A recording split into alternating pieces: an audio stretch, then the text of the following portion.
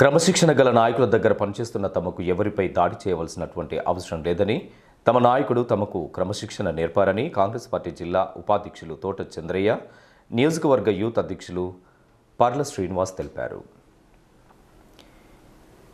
ఈ మేరకు బుధవారం సెంటనరీ కాలనీలో ఏర్పాటు చేసిన విలేకరుల సమావేశంలో వారు మాట్లాడుతూ నియోజకవర్గంలో గుండాయిజం, రౌడీయిజం, భూ కబ్జాలు ఎక్కువైపోయాయని, ఎవరో ప్రజలందరికీ తెలుసునని, అధికారంలో ఉండగా పోలీసులను వాడుకొని ఇతర పార్టీ వారిని ఇబ్బంది పెట్టారని, ఇప్పుడు పోలీసు వారు సహకరించాలని కోరడం విడ్డూరంగా ఉందని అన్నారు.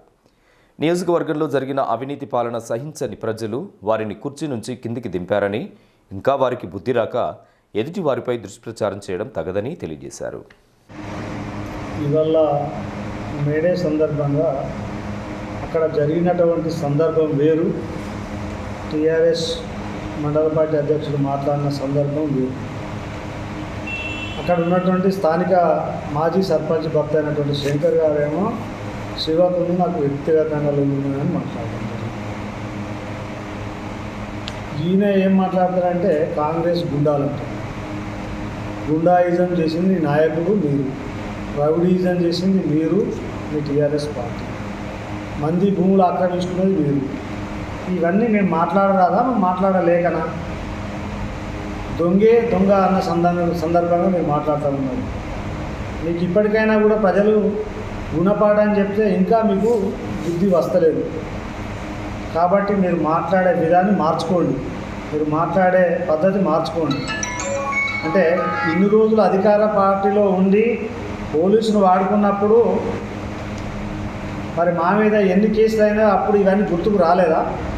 ఇలా పోలీసు వాళ్ళు సరి అయిన పద్ధతిలో చర్య తీసుకోకపోతే మేము రోడ్డు మీద ధర్నా చేస్తామంటాం. మరి అప్పుడు కూడా ఇది ఉండాలి కదా.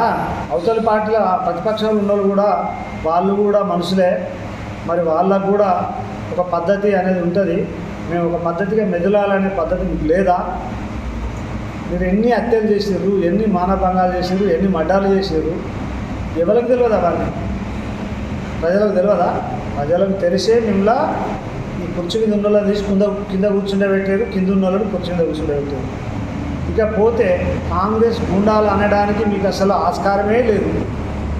మీరే గుండాయిజం చేసేవాళ్ళు. మీ పార్టీలో ఉన్న నాయకులు, మీ నాయకుడు, మీ బాస్ ఎవరైతే ఉన్నారో ఆయననే గుండా, ఆయననే రౌడీ. కానీ మీకు ఇంకా అధికారంలో ఉన్న నిద్రమత్తులో ఉన్నారు. అధికారంలో ఉన్నాం మేము ఏది మాట్లాడినా అవతల వాళ్ళు మాకు భయపడతారు అని చెప్పి మీరు అనుకుంటారు. కానీ కాంగ్రెస్ వాళ్ళు ఎక్కడ కూడా ఇప్పటి వరకు 4 నెలలు దాటింది, ఇప్పటి వరకు ఎక్కడ కూడా టీఆర్ఎస్ పార్టీలను ఒక్క మాట కూడా అనలేదు.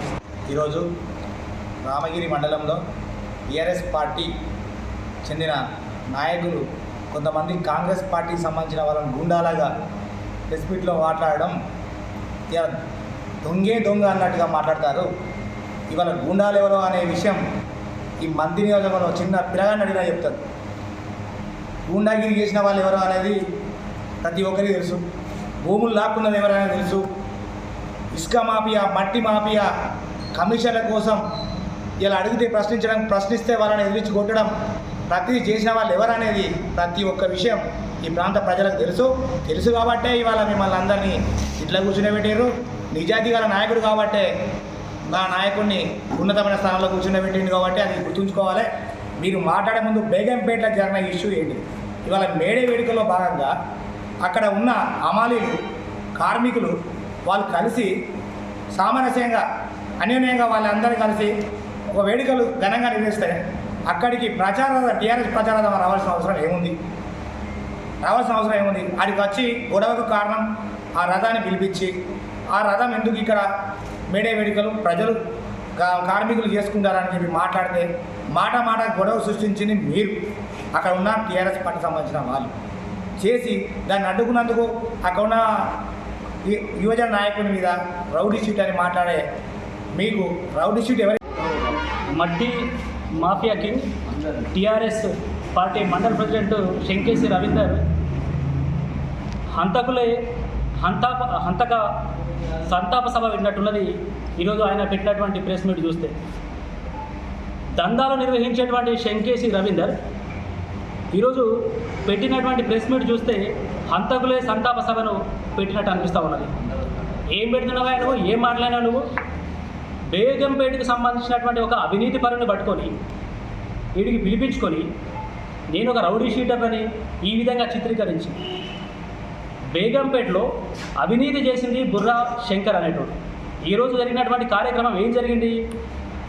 ఎన్నికల నియమావళికి లోబడాలి, ఎన్నికల నియమావళిని అనుసరించాలి, దానికి నిబంధనలకు లోబడి అక్కడ హమాలి సోదరుడు మేడే దినోత్సవాన్ని జరుపుకుంటూ ఉంటే అంటే అక్కడికి వచ్చినటువంటి బుర్రా శంకర్ అనేటువంటి వ్యక్తి ప్రచార రథాన్ని, టీఆర్ఎస్ ప్రచార రథాన్ని పిలిపించి అక్కడ ఉన్నటువంటి టీఆర్ఎస్ కళాకారులచే పాటలు పాడించి కార్యక్రమాన్ని రాజకీయం చేసిండు, ఆ కార్యక్రమాన్ని విఘాతం కల్పించాడు. అప్పుడు నేను జోక్యం చేసుకుని ఇది పూర్తిగా రాజకీయాలకు అతీతంగా జరుగుతున్నటువంటి కార్యక్రమం కాబట్టి ఈ ప్రచార రథాన్ని ఇక్కడ ఉన్నటువంటి కళాకారులని ఇందులో భాగస్వామ్యాలను చేయకండి, పంపించండి అని చెప్పిన దాన్ని అభ్యంతరం తెలిపినటువంటి బుర్రా శంకర్ నన్ను నెట్టి నా మీద పరుష పదజాలంతో తిట్టి నన్ను దూషించి నా మీద దాడి చేస్తే ఈరోజు నేను మారణాయుధాలతో దాడి చేసినా